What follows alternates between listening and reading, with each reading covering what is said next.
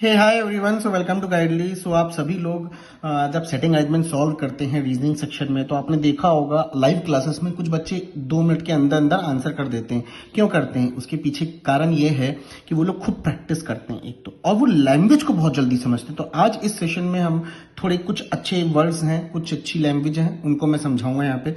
जैसे कि अगर हम सेटिंग अरेंजमेंट की बात करें, चाहे सर्कुलर हो चाहे रेक्टेंगुलर हो, तो उसमें ये कंसेप्ट आ सकते हैं। तो आप ध्यान से सुनिएगा।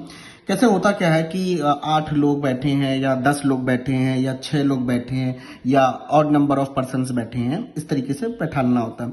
तो सभी लोग फेसिंग इनसाइड एक तरीका आता है, एक आउटसाइड आता है। एक आता है फेसिंग और इनसाइड और आउटसाइड दोनों, उसमें बच्चों को बड़ी दिक्कत होती है। केवल एक तो यह था some of facing inside, some of them facing outside, plus इसके साथ कहीं ना कहीं पजल में बीच में ये लाइन जरूर ऐड कर, not more than 2-3% facing outside या not more than 2% facing inside. इसका मतलब ये हो गया, हमें कुछ ये नहीं मालूम कितने लोग इनसाइड देख रहे हैं कितने लोग आउटसाइड देख रहे हैं, और इस लाइन को ऐड होने से और कंफ्यूजन हो जाती है कि not more than 2% facing outside मतलब कि या तो 2 हो सकते हैं नंबर ऑफ पर्सन, या फिर 1 भी number of person facing outside हो सकते हैं। कंफर्म नहीं है कि 2 ही होंगे।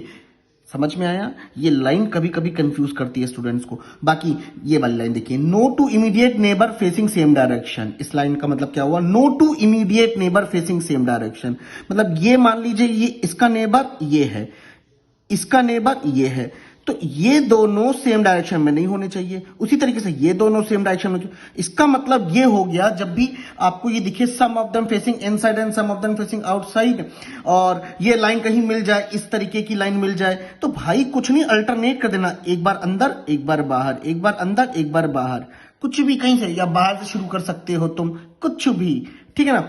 बाकी इधर देखो, इधर ये वाला line, no two person who are immediate neighbour to each other facing same direction. भाई ऊपर वाली ही लाइन को कंफ्यूज करके लिख दिया गया है, ऊपर वाली ही लाइन को कंफ्यूज करके लिख दिया गया, दैट्स इट। इसमें कुछ और वो नया नहीं बताया गया है। No two person who are immediate neighbour to each other, मतलब ये दोनों immediate neighbour facing same direction नहीं होना चाहिए, बस। अब यहां पे देखिए, बड़ी इंपॉर्टेंट चीज बताने जा रहा हूं, A and B are facing to each other. बड़ी इजी लाइन है कि सर ए यहां होगा तो बी यहां होगा, या फिर ए यहां होगा तो बी यहां होगा।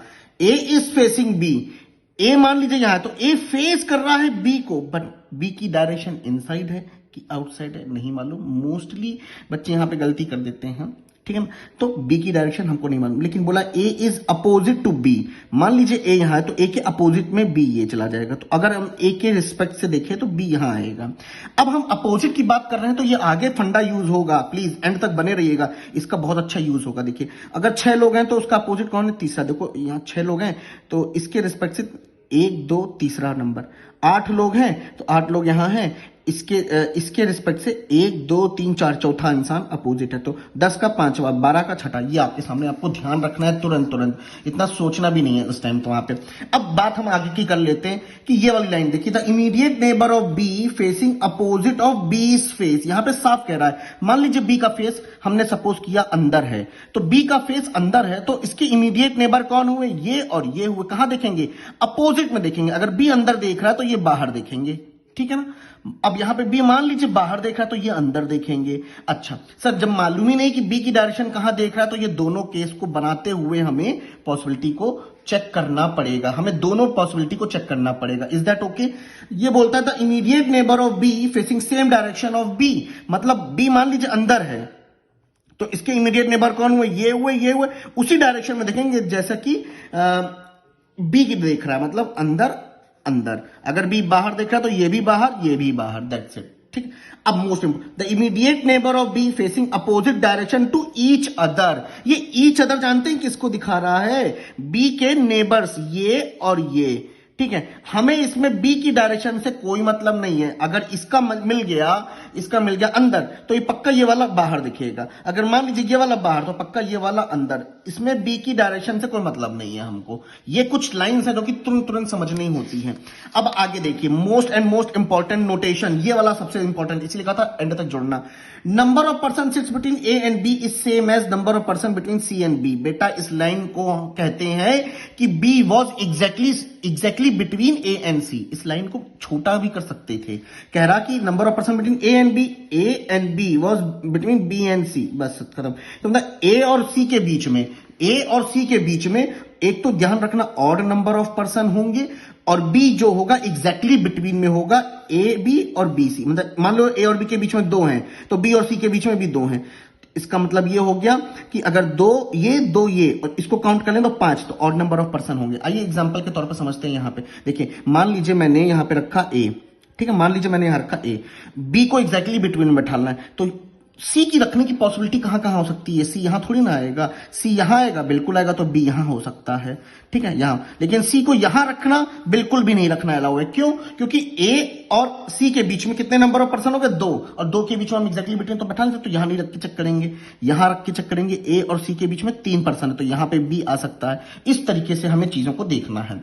अब आगे मोस्ट इंपॉर्टेंट नोटेशन देखिए, A sits second to the left of the one who sits third to the left of G. आपने बहुत बार इस लाइन को देखा होगा, बच्चे इसको लेट समझते हैं, तो अब आज के बाद से आप इसको लाइन को लेट नहीं समझोगे। A sits second to the left of the one who sits third to the left of G. पहले नॉर्मल करते हैं। मान लीजिए जी यहां पर बैठा हुआ है, सभी लोगों ने फेसिंग इनसाइड की हुई है। मैं बता दूं, मोस्ट ऑफ द केसेस में ये आपको इमेजिन करना है, जब मैं नहीं दिया होता कि कौन पर्सन अंदर देख रहा है कौन पर्सन बाहर देख रहा है, तो हमें इनसाइड लेके चलना होता है, तो हम इनसाइड लेके चल रहे हैं।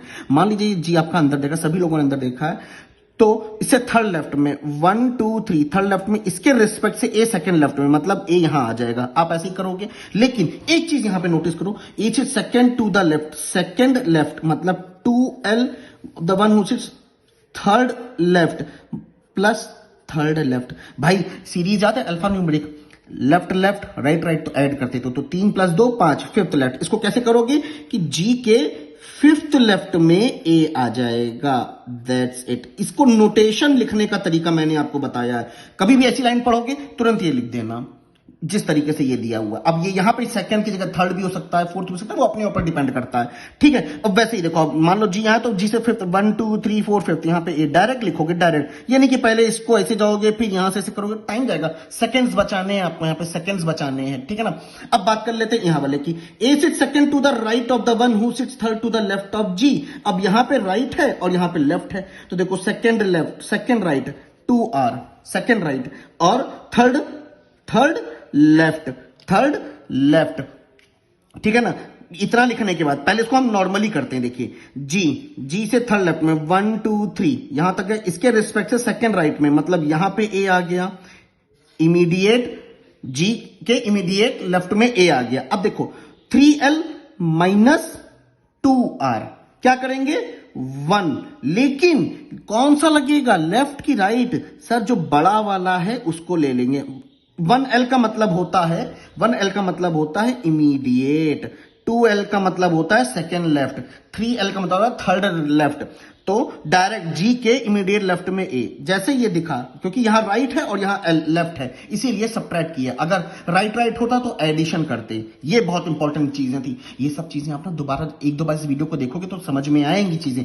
लास्ट एंड फाइनल मैं आपको लेकर चल रहा हूं इस लाइन पे, A sits immediate to left of the one who sits opposite to B. Opposite का मतलब मैंने आपको पहले भी बताया था, 6 है तो तीसरा, 8 है तो चौथा, 10 है तो पांचवा, 12 है तो छठा अपोजिट। अब देखिए, मान लीजिए कि बी आपके सामने यहां रखा, आप कैसे इस लाइन को करोगे? सर बी को यहां रखेंगे और सभी लोगों ने अंदर क्यों देखा है, तो A sits immediate left of the one who sits opposite to B. B के अपोजिट में ये, इसके इमीडिएट लेफ्ट में ए यहां आ जाएगा। आप ऐसे ही करोगे ना? नहीं, ऐसा नहीं करना। अब आपको आइंदा से आपको आप कभी ऐसे नहीं करना। कैसे करोगे? इमीडिएट लेफ्ट बोला है तो सर ने बताया था 1L होता है। अगर 8 नंबर ऑफ पर्सन है तो इसका अपोजिट क्या होगा? 4। तो 4 में से 1 हटा देंगे, 4 में से 1 हटा देंगे, 3 आता है। और अगर ये L है तो यहां राइट हो जाएगा। तो अगर हम बी से थर्ड राइट में जाएंगे तो मुझे ए मिलेगा। 1 2 3 मिल गया कि नहीं मिल गया? सर यहां मान लीजिए अगर इमीडिएट ना होता, 2 होता, second to the left of the one who sits opposite to B, तो बी ये होता, क्या आ गया? 2 लेफ्ट आ गया। सर 2L आ गया। अभी भी 8 नंबर ऑफ पर्सन है तो 4, 4 - 2 दैट इज 2। तो क्या आएगा सर? लेफ्ट है तो राइट हो जाएगा, और अगर राइट होता तो लेफ्ट हो जाता। ये चीजें आपको यहाँ पे देखने वाली थी, ठीक है। बहुत इंपॉर्टेंट चीज बता रहा हूं, ये देखिए, ठीक है। इसके बाद अब बी के सेकंड लेफ्ट, सेकंड राइट में ए, तो मतलब ए आपके सामने यहां है। तो ये डायरेक्ट आपको लिखना है। अब ये नोटेशंस, ये चीजें आपको डायरेक्ट लिखने वाली होती हैं।